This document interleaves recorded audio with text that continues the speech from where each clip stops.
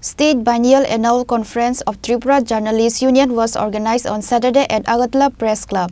MP Rajiv Bhattacharjee inaugurated the conference by lighting a candle. Cabinet Minister Tinku Roy was present as chief guest. Indian Journalists Union Secretary Pranav Sarkar and others were present.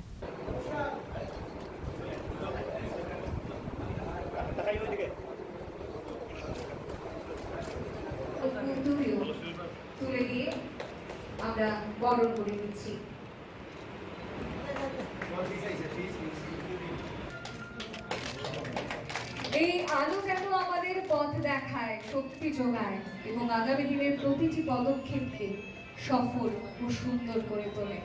After completing 2 years, State Biennial Annual Conference of Tripura Journalists Union was organized on Saturday at Agartala Press Club. MP Rajiv Bhattacharjee inaugurated the conference by lighting a candle.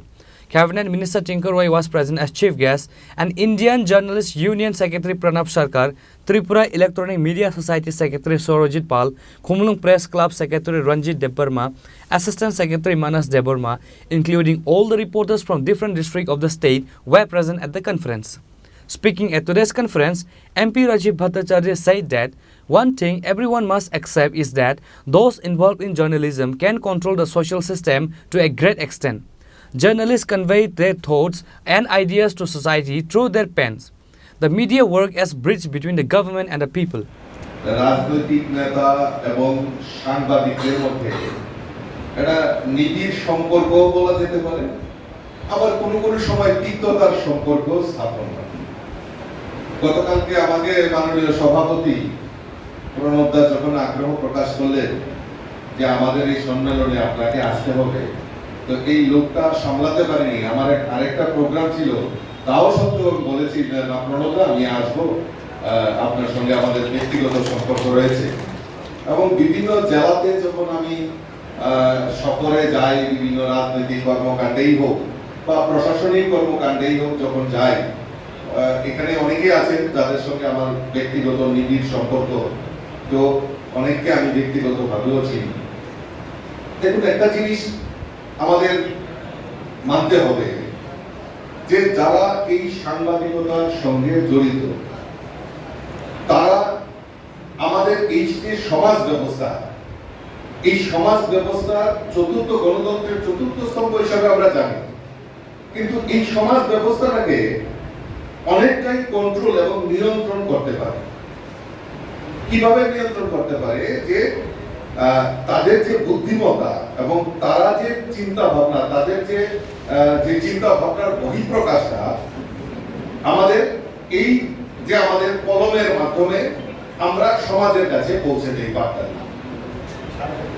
আমাদের এই রাজ্যে মাননীয় মন্ত্রী এখানে বসে রয়েছে, আমাদের এই রাজ্যে আমাদের সরকার প্রতিষ্ঠার একটা পরিবর্তনের বাতাবরণের পর এই রাজ্যে একটা নতুন সরকার প্রতিষ্ঠা হয়েছে এবং এই সরকারের ভূমিকা কি, এই সরকার কি চাইছে এবং আগামী দিন এই সরকারকে পরিচালনার ক্ষেত্রে কি কি নির্ণায়ক ভূমিকা নিতে হবে, কি কি চ্যালেঞ্জের মোকাবেলা করতে হবে, কারা নির্ণয় করবে?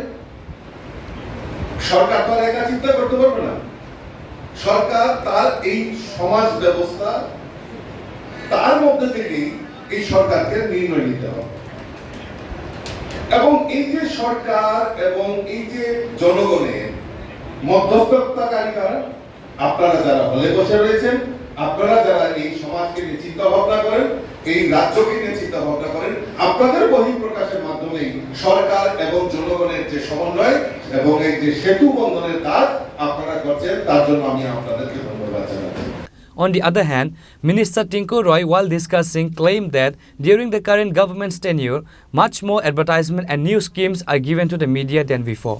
যেহেতু আমি সরকারি প্রতিনিধি, আর এটা একটা বড় সুযোগ থাকে সাংবাদিকদের সামনে বলা, কারণ আপনারা হচ্ছে সমাজের আয়না, আপনাদের মাধ্যমে গোটা রাজ্যের কাছে ত্রিপুরার ভাবমূর্তি, ত্রিপুরার চেহারা, ত্রিপুরার সরকারের যে কাজ সেগুলো যেমন তুলে ধরার সুযোগ থাকে, তেমনি আপনাদের মাধ্যমে আপনাদের কথাগুলো মানুষ কিন্তু বিশ্বাস করে। আমরা যতই বলি না কেন, আপনাদের মাধ্যমে যে কথাগুলো মানুষের কাছে যায় সেগুলো মানুষ গ্রহণ করে এবং সেগুলো মানুষ বিশ্বাসের সঙ্গে বোঝে যে যেহেতু মিডিয়ায় এসছে। আপনারা সকলেই জানেন যে বন্যার একটা পরিস্থিতি তৈরি হয়েছে, গোটা রাজ্যে প্রচুর বৃষ্টি হচ্ছে। বিভিন্ন পত্রপত্রিকায় এসে অনেকগুলো রাস্তা খারাপ, যেখানে যোগাযোগ ব্যবস্থা বিচ্ছিন্ন। আমি আপনাদের মাধ্যমে বলতে চাই, গোটা রাজ্যে একটা ন্যাশনাল হাইওয়ে ছিল, আজ 6টা ন্যাশনাল হাইওয়ে তৈরি হয়েছে এবং প্রায় 1000 কিলোমিটার রাস্তার কাজ হচ্ছে। এই 1000 কিলোমিটার রাস্তার 10% হয়তো 100 কিলোমিটার রাস্তা খারাপ হয়তো পরিস্থিতি, যেখানে গাড়ি চলাচলে বিঘ্ন ঘটছে। কিন্তু এর মানে এই নয় যে রাস্তাগুলো কমপ্লিট হয়ে চলে গিয়েছে। একটা ন্যাশনাল হাইওয়ে যখন তৈরি হয় তার 5 বছর সময় পর্যন্ত ওই কন্ট্রাক্টরের অধীনেই থাকে, তাকে মেইনটেনেন্স করে পরিপূর্ণ 5 বছর পর সেটা সরকারকে হস্তান্তর করা হয়। যাতায়াত রাজ্যে অনেকগুলো পরিকাঠামো কাজ চলছে, তার মধ্যে একটা ন্যাশনাল হাইওয়ে। আমাদের উত্তর এবং ঊনকোটি জেলা থেকে যারা সাংবাদিকরা এসেছেন দালাই জেলা থেকে, তারা এই যে রাস্তাটা নিয়ে তারা কষ্ট অনুভব করছেন, এর জন্য এই কথাটা বলছি। কিন্তু আমাদের একটা ভাবতে হবে যে স্বাধীনতার এত বছর পর, 78 বছর পর, ত্রিপুরা রাজ্যের 15 রাজ্যের 52 বছর পর আজ আমাদের রাজ্যে এরকম 6টা ন্যাশনাল হাইওয়ে এবং 1000 কিলোমিটার রাস্তার কাজ চলছে এবং সেগুলো সম্পূর্ণ দিকে এগোচ্ছে। আজ রেল কানেক্টিভিটি সামনে পর্যন্ত ইলেকট্রিসিটির ব্যবস্থা কাজ চলছে। আমরা যদি দেখি আমাদের আগরতলাতে শুধু স্বাস্থ্য দপ্তরের যে পরিকাঠামো উন্নয়ন, সেগুলো ব্যাপক পরিবর্তন হয়েছে।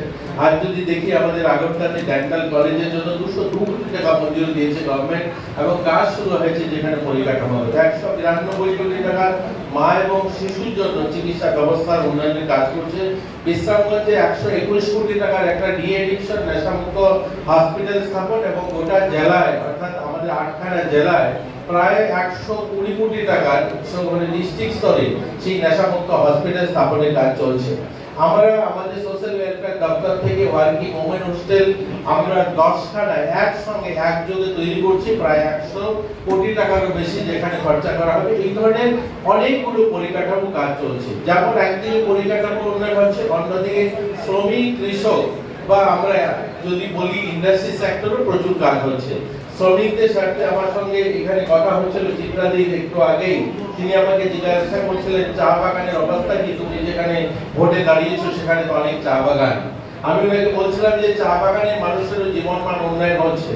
দীর্ঘ বছর এখানে লড়াই সংগ্রামের স্লোগান হয়েছে, কিন্তু ওই যারা সত্যিকার শ্রমিক, যাদের 100 টাকা জমি ছিল না, যারা জমির জন্য তারা বাড়ি করতে পারেনি, ঘর করতে পারেনি, তাদের ছেলেমেয়েরা পড়াশোনা করেনি, যেহেতু ভূমি ছিল না, তাদের ঘর ছিল না, আজ তাদেরকে চা শ্রমিক প্রকল্পের মাধ্যমে জমির ব্যবস্থা দেওয়া হয়েছে 2 ঘন্টা এবং ঘর দেওয়া হয়েছে। এই সংখ্যাটা কম নয়, 8500 পরিবার ত্রিপুরা রাজ্যে, যার মধ্যে প্রায় আমরা 4000 পরিবারকে ইতিমধ্যে বাড়ি এবং যাদেরকে জমি দিতে পেরেছি, আজ তাদেরও জীবনমান উন্নয়ন হয়েছে। Former Secretary Alok Ghosh remembered about the 2 years' work and shared that conference. On this day, new State Committee and Female Gender Council Committee was formed for the next 2 years' tenure. Reported by Amit from Agartala, Chini Khorang.